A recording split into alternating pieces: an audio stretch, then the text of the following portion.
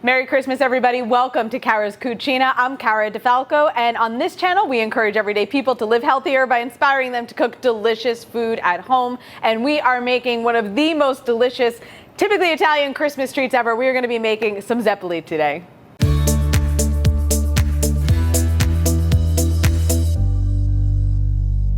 We have to thank our friends over at Denigers Vinegars. That is the space that we are in. We're at their Totowa location using their kitchen. We're so grateful that they have allowed us to come here and shoot a couple of episodes. We really appreciate it. Certainly, it's a beautiful space.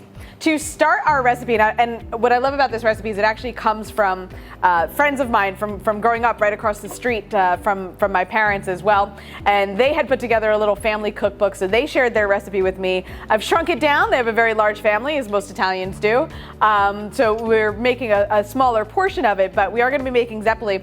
And what I love about their recipe is it actually involves a potato, which is a little bit unique, I thought. So we just have one small russet potato, and we're just going to peel our potato here. We're gonna boil and mash this before we start making the rest of our dough.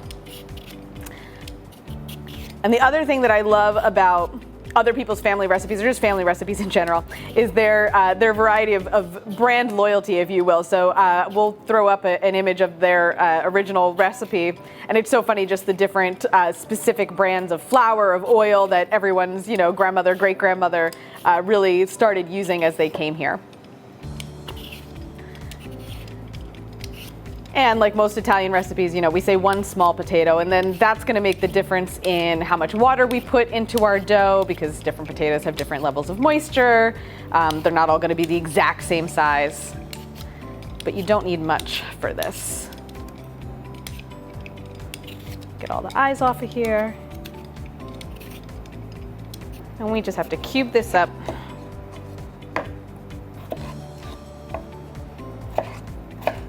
And this is going to go right into our pot with some cold water. And we'll get that turned on. And we'll let that come up to a boil. And they're just going to boil for about 10 minutes. Again, it's not a lot of potato. Just until they're fork tender. While our potatoes are boiling, we're going to make the rest of our dough, or at least get it started. So I've got a 1/4 cup of warm water, and to that we are going to add some yeast, dry active yeast. For that, we got to thank our buddies over at Caputo. We're going to let these guys just kind of hang out, start to dissolve, and in the meantime, we're going to put 2 cups of flour and about 3/4 of a tablespoon of salt into our bowl.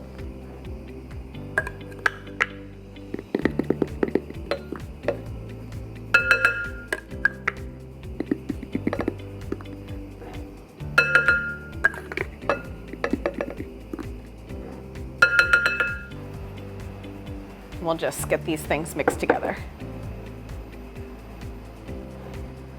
So if I just drop the fork into the potatoes, it goes right through. So they're fork tender, they're done. We're just gonna drain them. And these are gonna go into our potato ricer. I like to run them through a ricer because I think it just makes it a nice, smooth consistency. Certainly you could always put them back into the pot and just mash them with a fork. That'll work out just fine as well. Or a potato masher, any of that works out well. But we'll get these in here. And you just want to be careful as you do this. You don't burn yourself, because certainly they're still very hot, as you can see the steam rising off of them. So I laugh because my family always makes Zeppole for Christmas Eve as well, but we do like the cheaters version, so we just get pizza dough and let it rise, and then break off pieces of that and fry it. Just because the whole meal, to make the whole meal is a lot. We do the whole feast of 7 fish. So these we're gonna get in here. These are gonna go right into our flour and salt mixture. So you can see just the ricer gives it that great consistency. If you don't have one, this is my grandmother's. It's a gazillion years old.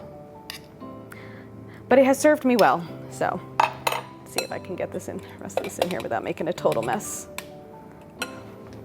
There we go.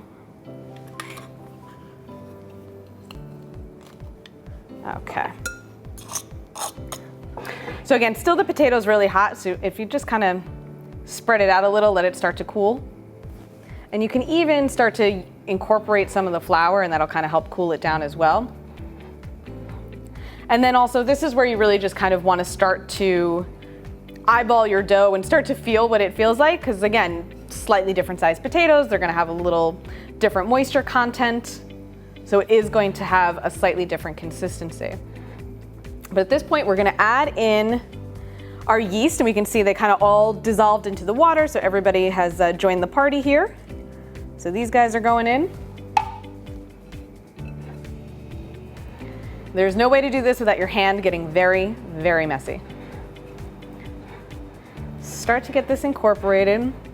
And we can see this is still really dry, really crumbly. So we are gonna need some more warm water. So I'm just gonna put a little bit more in my measuring cup with my messy hand. And we're just gonna add in a little bit at a time, slowly mix it in until we get a nice sticky, stretchy dough. We'll have all of this flour incorporated into it.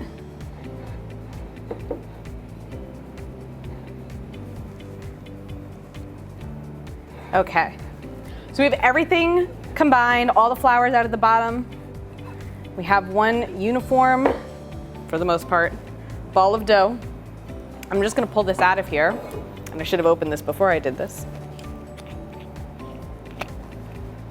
We're just gonna put a little bit of olive oil in the bottom of our bowl, just about a tablespoon. Spread it around. This is just gonna help prevent the dough from sticking into the bowl entirely. Dough's gonna go back in. You get as much off your hands as you can. We're gonna cover this and let this sit on the counter for about 3 hours so that it rises and doubles in size.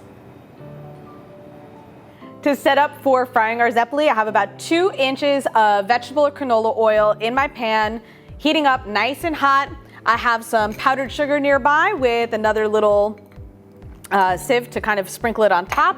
A small bowl of olive oil. This is gonna be for our hands as we go when we pull the dough out of there. And then this is what our dough is looking like after it's risen for 3 hours. So we can see we've got plenty of bubbles, it's kind of stretchy. We're actually gonna get back in here and just kind of knead this once again until we just have this nice, elasticy dough. Perfect. It doesn't need much, just a couple of twists over. Okay. Also, in terms of setup, nice flat space with some paper towel or even an old paper bag, a cut up clean paper bag, and this just to drain things on. And another little sieve or spider to pull them out with. So we're gonna coat our hands with that olive oil. This is just to help, to some degree, prevent the dough from sticking to your hands. It doesn't do it entirely, I promise you. Now again, every family has a different way of doing this. I like the kind of like Jersey Shore boardwalk style zeppole, so I just kind of pull off pieces about the size of a golf ball.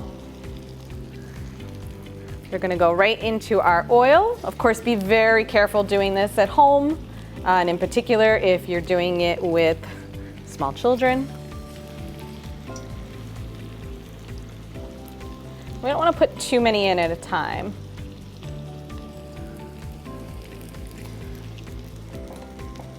Try not to drop them like that either.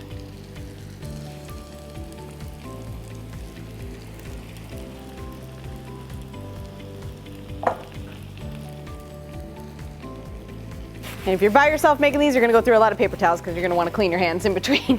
But we can see they're starting to brown up right away.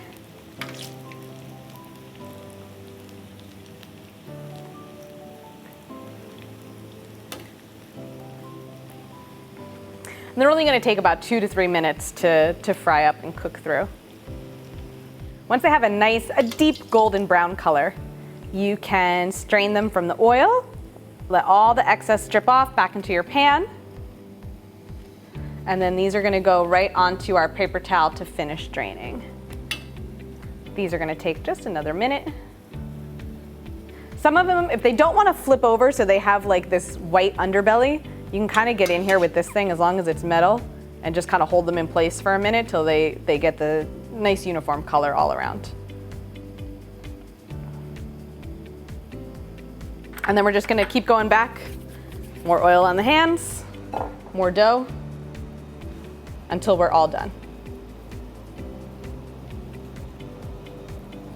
Generously dust your Zeppole with powdered sugar and serve them hot at the end of the Feast of Seven Fishes for Christmas Eve. And actually, considering that they're fried, I think they work out well for Hanukkah too.